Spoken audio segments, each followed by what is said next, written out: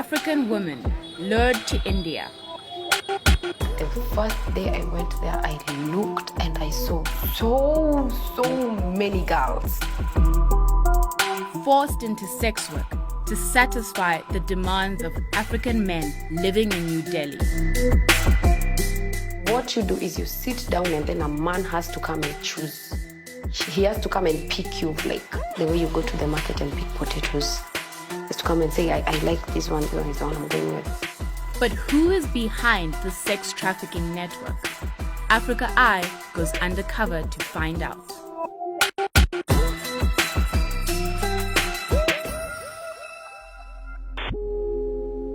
In 2018, BBC Africa Eye investigated the trend of young Kenyan women seeking male sponsors to fund their lifestyles. Grace was one of the women interviewed. I'm Grace. I'm a singer. I'm a musician. I'm a dancer. And I'm an actress. I want to become famous and have a good life. What matters the most is my baby's future. I don't want her to go through what I went through. My name is Nyasha Kadandara. I was the journalist who told the story of Grace, and we stayed in touch afterwards. As the series aired, Grace was still struggling to support her daughter. Then, she saw a post in a WhatsApp group offering work in India for dancers and hostesses for tourists. So that girl posted in the group that she's looking for someone who is interested in working in India. Hearing that it's good money, I went for it. I decided, okay.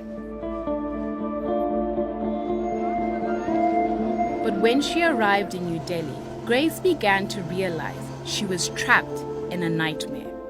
And she was sending me an increasingly desperate series of messages. I got on a plane and flew to India.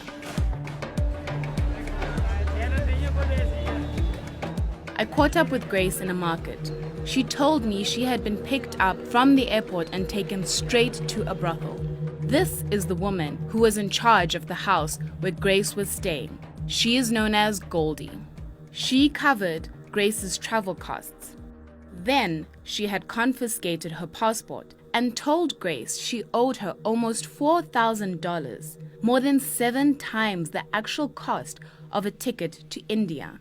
And there was only one way to pay off this debt.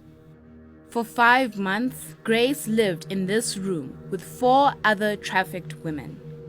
When we met with her, she agreed to wear a hidden camera and take us inside the brutal world of an African Indian sex trafficking ring. Men would visit the flat daily.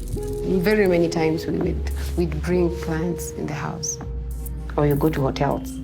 If one of us had a client in the room, the rest of us would sleep in the couch in the sitting room and wait for the one who is at the room to finish their stuff, and then we'd go back to sleep. Here you can see a man passing payment to one of Goldie's women. And then they leave. In the evening, the women were turned out to solicit in local pickup bars known as kitchens.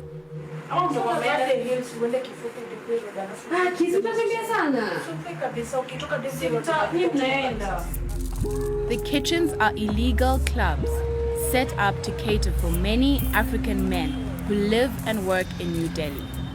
They're places to dance, drink, and where men can pick up African women for sex. Grace can't forget her first night in the kitchens. Usually the madam is the one who takes a new girl to the kitchen. But me, I went with my sisters, and then when I was going to the washroom, someone just stopped me and asked me, how much? I told the guy, wait, let me come back. I don't understand you. I went back to my friend and asked her. He's asking me how much. What do I tell him? She told me, is it for a night or for a short? Then that's now when it hit me. This is really what you're getting yourself into.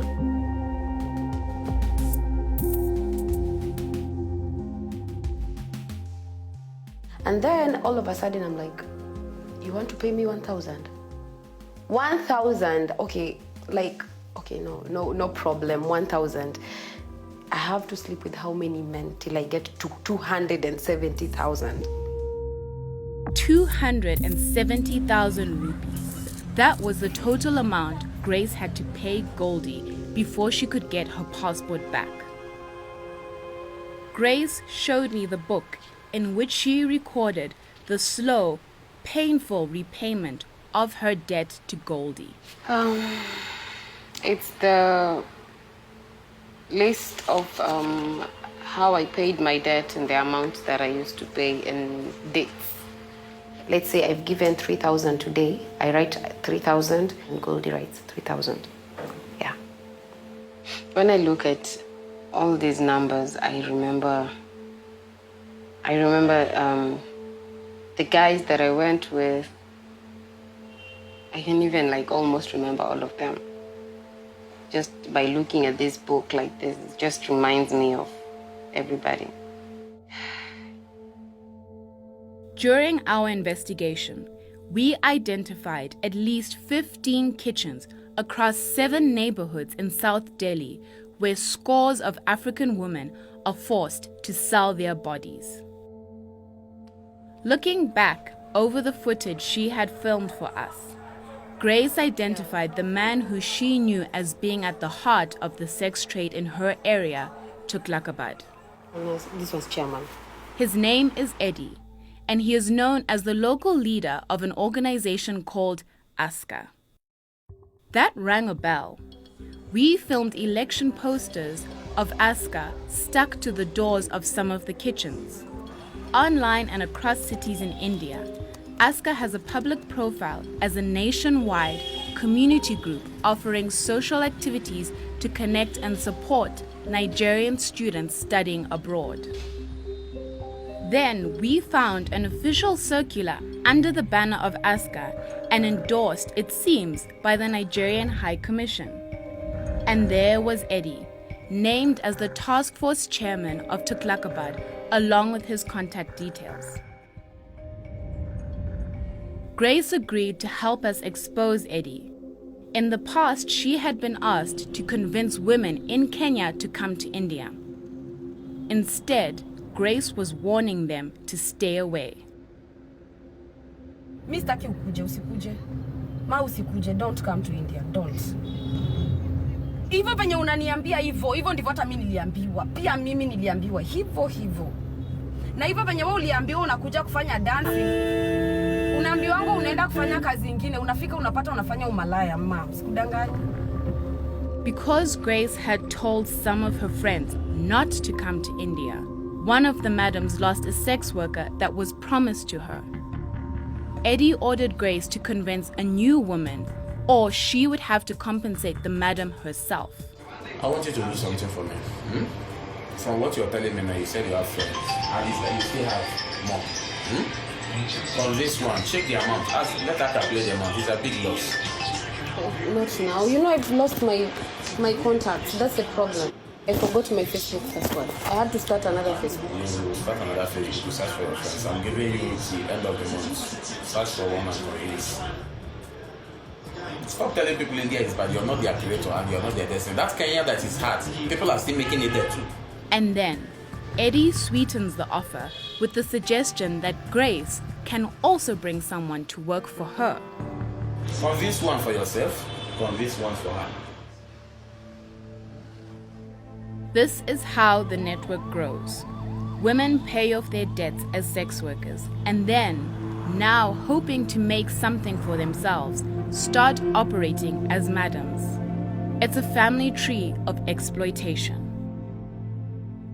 There's a woman who brings you to India, who is your Indian mom. And then there's the one who brought her is your grandmother.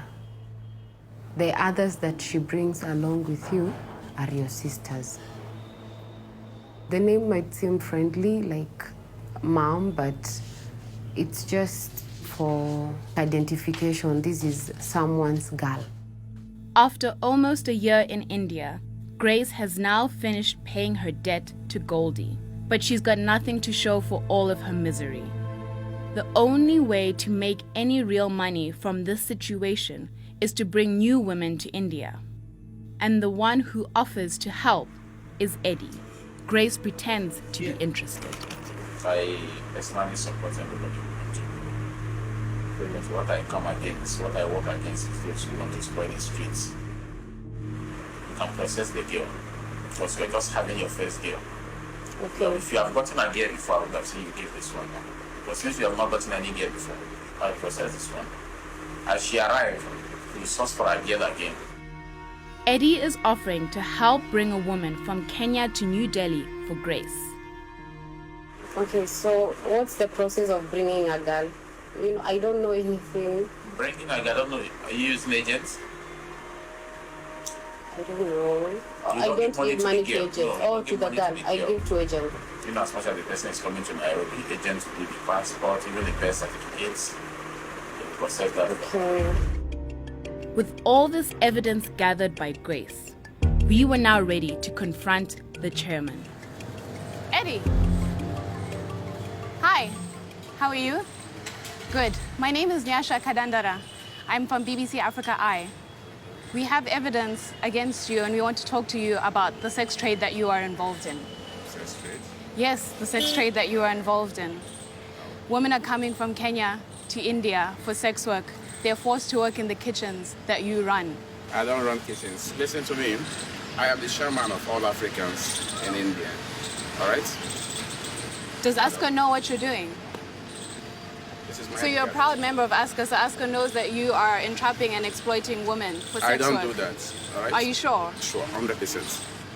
We have evidence against you. We have evidence of you saying that you are going to process women, that they're going to come from Kenya to India for sex You work. can show me the evidence. If We do. We have it right here.